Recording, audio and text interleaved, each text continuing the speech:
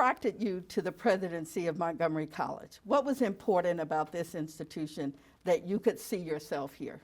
Absolutely. Well, thank you again, Dr. Dukes. It's such a pleasure to be here. And there are so many things that attracted me to Montgomery College. And I think of a few of the salient components, really the dedication to being student-centered.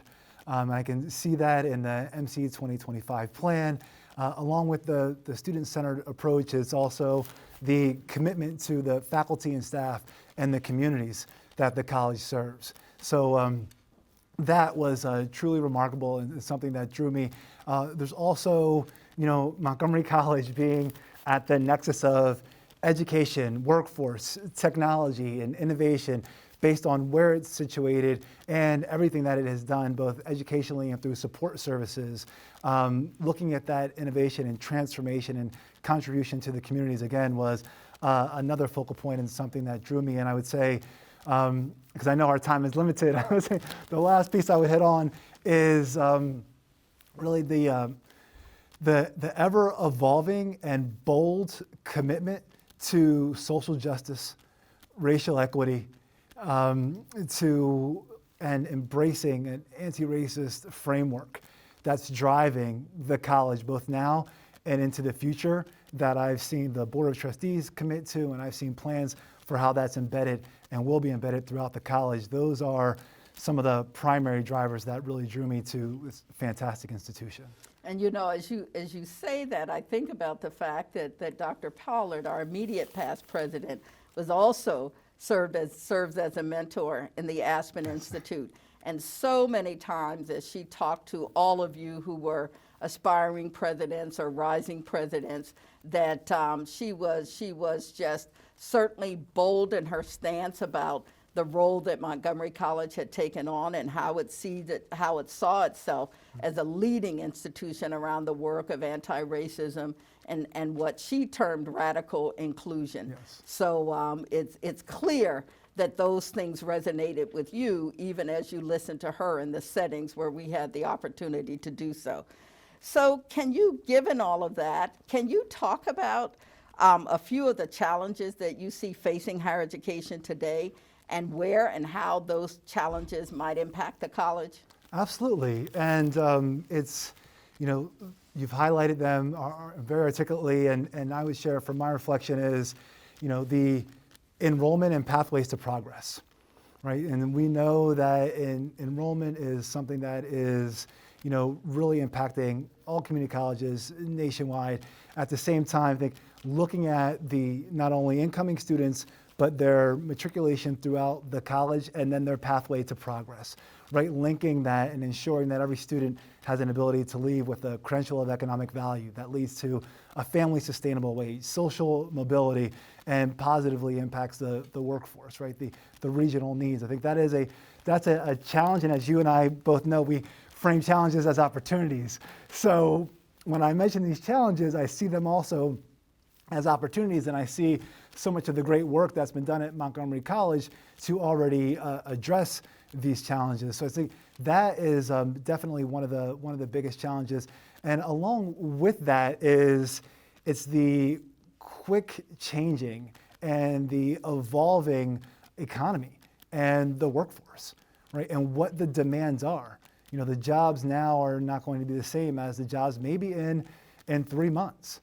I mean, if we look at the supply chain situations, we look at what's happening with, work from home, we look at all of these new professional opportunities that are arising as we progress as a society very quickly. So how do we take the challenge of redesigning what we're offering by working with K through 12, business and industry, four-year institutions, and develop these purposeful educational opportunities that again are leading to social mobility for our students. And I would say one of the biggest challenges that we face in higher education are the racial and social injustices. I think that needs to be threaded throughout every conversation that we have, and you'll hear me probably embed that within every response to every question because it is that important, right? We cannot other racial and social injustices. They need to be within the framework of every single conversation. But we have a great opportunity to address, and institutions like Montgomery College have been addressing these issues for quite some time and are boldly doing that into the future. So as you were talking, what I'm thinking about is that in order to address these things, and to do it soundly and, as in your words, boldly, you have to be able to talk to folks, to understand their perspectives. Yes. Most people would ask the question, what is your leadership style? I ask the question, how do you lead? And I lead through, and I appreciate that question, I lead through inclusion. I lead through trying to find out, how things work. I lead through conversing with people and constituency groups. I lead through questions. I ask a lot of questions, not because I have a particular value on something one way or the other, but I want to genuinely understand the perspectives of individuals. I want to understand how programs, initiatives, policies work from their perspective, what their lived experiences are, right? So I can move past sympathy, past empathy, towards actual compassion, to actually taking all that information and acting on it. So I'm extremely inquisitive. I try and be very mindful of everyone around and what their perspectives are, because I think having all that information leads us to really dynamic responses to complex questions. And let's face it, we have a lot of complex questions that we're trying to address. So how do you respond to external critics who question the value of post-secondary education? And I lean on the positives, right? I think that's where we always need to go, or at least that's where I go is, let's look at the impact of public higher education. Let's look at what has transpired. Let's look at what happens when we put money into programs and initiatives that we know work. Let's look at how we can decrease equity gaps, right? Let's look at how public higher education can stop the vicious cycle of social reproduction and actually lead towards social mobility, right? So when I'm faced with that question, and I identify questions, opportunities, whether it's, national models as far as, guided pathways, which I know is embraced at Montgomery College, whether it's, looking at intrusive advising, all of these opportunities that we see that we know help students that we're embracing and including into public higher education.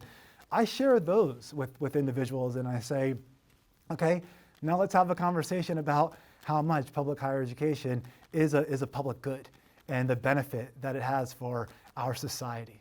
So.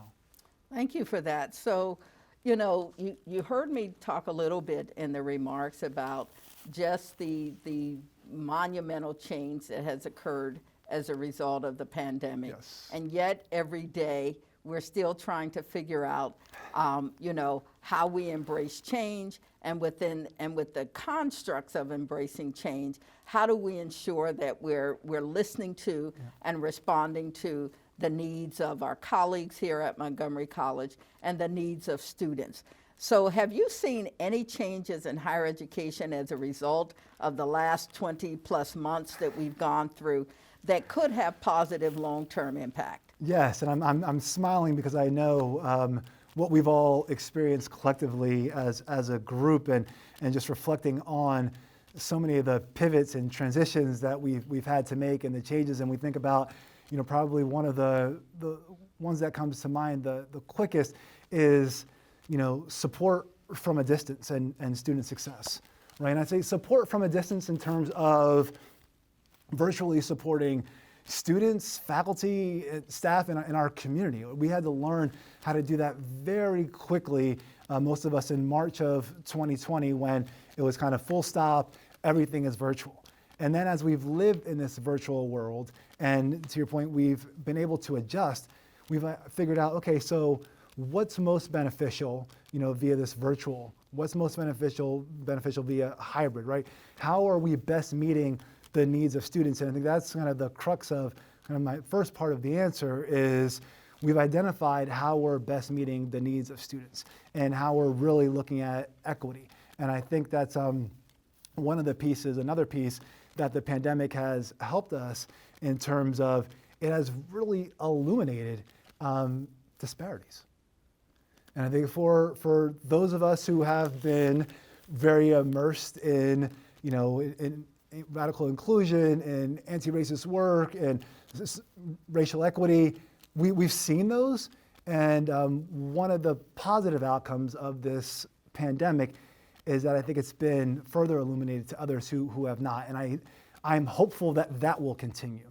That very kind of analytic approach to identifying basically unmet student needs, right? It really dovetails with, what Montgomery College does in terms of how identifying unmet student needs. And I think that is a positive that has come from the pandemic that I hope stays, is that we're able to critically analyze what those unmet student needs are and move forward, so. Thank you for that. And then I will say that I do have a last question. Sure. I'm sure that as you begin your journey here at Montgomery College, there'll be many opportunities for you to engage both internally and externally across all the constituencies and all of our more than 3,000 employees and more than 1 million residents. But I would say, is there anything that you think that Montgomery College and the greater community should know about you that hasn't been shared? Wow. Well, I realize that I have a lot to learn. I'd be repetitive. I would say, one, I'm extremely excited to be here and so thankful to the Board of Trustees and everyone from the community who's been so welcoming. I look forward to meeting so many individuals. I truly want to embrace everything that I have to learn, and I want to do that in full partnership with everyone. So it's more of a further emphasis on the fact that I look forward to partnering with everyone, listening, collaborating, seeing not only the successes that have occurred at Montgomery College, because there have been so many, but figuring out how do we elevate those successes, right? How do we take Montgomery College to the next level? Because I know through partnership, we can do that. And that's what I'm looking forward to, is that level of partnership so that we can really just go into the future together.